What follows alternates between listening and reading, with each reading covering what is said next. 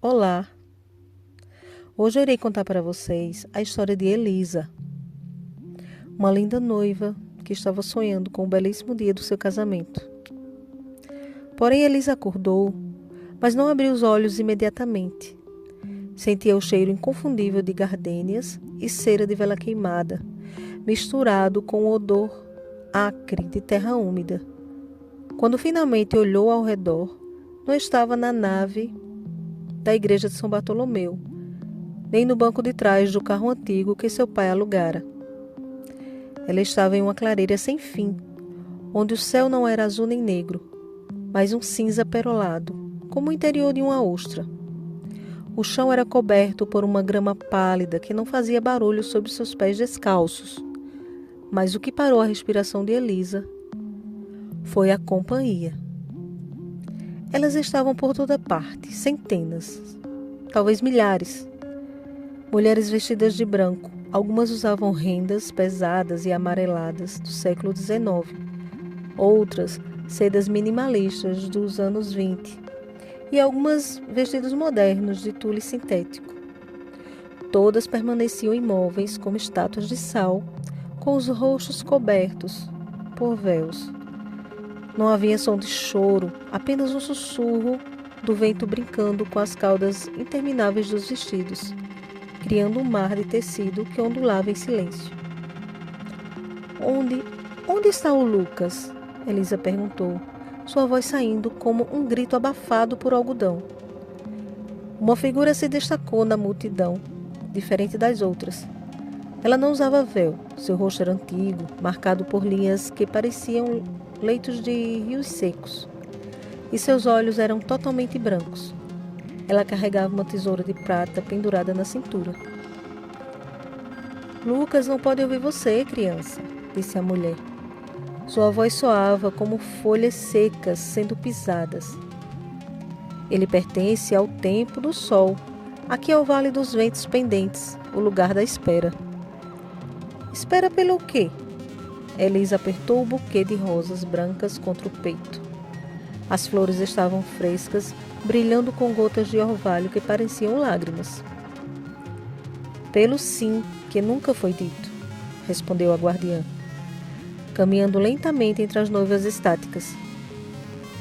Todas aqui foram interrompidas. Um acidente na estrada, um coração que parou de bater no altar, uma guerra que levou o noivo a hora antes da cerimônia. Vocês são a promessa suspensa no ar, a energia da antecipação que não encontrou o vazão. Elisa sentiu um frio percorrer sua espinha inexistente. A memória veio em flashes violentos. A chuva torrencial, o carro derrapando na curva a caminho da igreja, o som de vidro estilhaçando e depois o silêncio absoluto. Eu morri, sussurrou Elisa. Mas Lucas, ele estava me esperando no altar. E ainda espera, disse a guardiã, parando diante de uma noiva vitoriana e ajustando delicadamente uma renda rasgada. A dor dele é a âncora que te prende aqui. Enquanto ele olhar para a porta da igreja esperando você entrar, e enquanto você olhar para trás esperando chegar lá, você será mais uma estátua neste jardim. Elisa olhou ao redor, viu a tristeza infinita na postura das mulheres. Elas não estavam presas por maldição malignas, mas pelo amor, pelo próprio amor que se recusava a morrer, transformando-se em uma obsessão espectral. Havia uma beleza terrível naquilo, uma eternidade quase. Eu não quero ficar aqui, disse Elisa, sentindo a urgência que não pertencia aos mortos. Eu não quero ser uma promessa quebrada pela eternidade. Como eu saio? A guardiã sorriu, um gesto triste e compassivo. Ela sacou a tesoura de prata. Você não precisa se casar com ele, Elisa. Você precisa libertá-lo. O casamento é a união de duas vidas. A morte é a separação de dois caminhos. Para sair, você deve aceitar que a cerimônia acabou antes de começar. Elisa fechou os olhos e visualizou Lucas no altar, sorrindo. Mas como ele devia estar agora? debruçado sobre um caixão destruído. O amor egoísta queria ficar, queria assombrá-lo, queria gritar: ainda estou aqui! Mas o amor verdadeiro queria que ele voltasse a viver. Eu aceito, disse Elisa. E não era o aceito do casamento, era o aceito da despedida.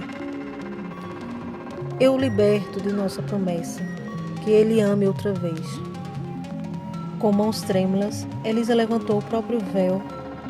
O tecido diáfano se desfez em névoa assim que tocou o ar. Em seguida, ela olhou para o buquê. Pode ficar com isto, disse ela, estendendo as flores para a guardiã. A velha senhora pegou as rosas. No momento em que o buquê deixou as mãos de Elisa, a tesoura de prata brilhou. Um som de corte seco e definitivo ecoou pelo vale. O fio invisível que a ligava a dor de Lucas se rompeu. A luz cinzenta do vale começou a aquecer, transformando-se em um dourado ofuscante. O corpo de Elisa começou a se tornar leve, dissipando-se em partículas de luz. As outras noivas, por um breve momento, levantaram as cabeças, sentindo a esperança daquela partida. Vá em paz, noiva do vento, sussurrou a guardiã. No mundo dos vivos, em uma igreja silenciosa, uma única pétala de rosa branca caiu inexplicavelmente do teto, pousando suavemente no ombro de um homem que chorava. Ele sentiu pela primeira vez em dias um calor súbito no peito, como um abraço final, e conseguiu finalmente respirar fundo. No vale restou apenas o vestido vazio de Elisa, que suavemente se dissolveu na terra, alimentando as raízes das próximas flores que nasceriam.